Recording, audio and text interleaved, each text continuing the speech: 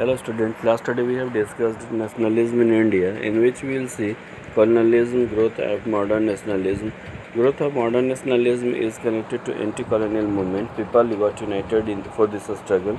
Sense of being oppressed united the people, but each class felt the impact of imperialism differently. Congress under Gandhi ji tried to unite this group within one movement.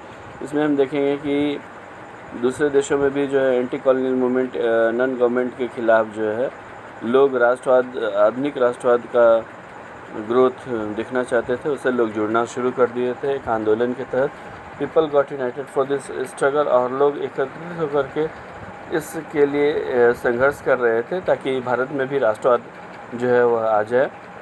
लोगों को चूँकि अंग्रेज़ों colonial के द्वारा वे oppressed हुए थे, सताए गए थे, so they united, but each class felt the impact of imperialism differently.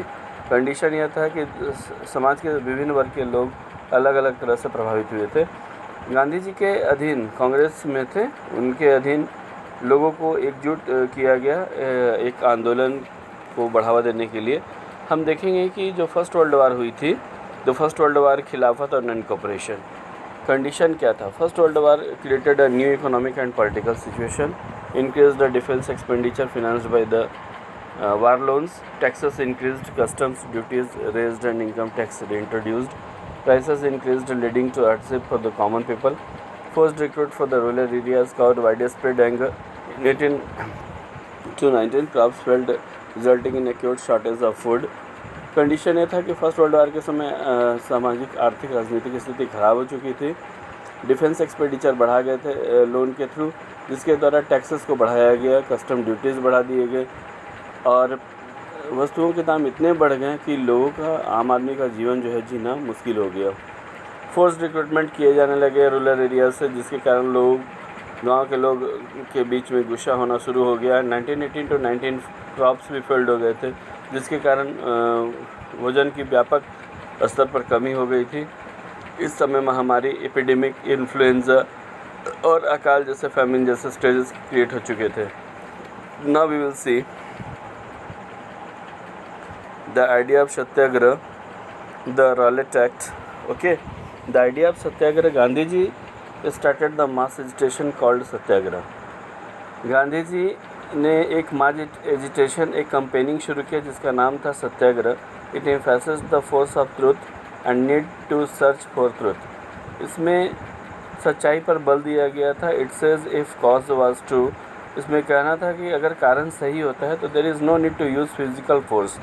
इसमें शारीरिक फोर्स लगाने की ज़रूरत नहीं है। It could be won with the non violence, इसे नॉन वायलेंस से जीता जा सकता है। Gandhi ji believe that dharma of non violence could unite all Indians.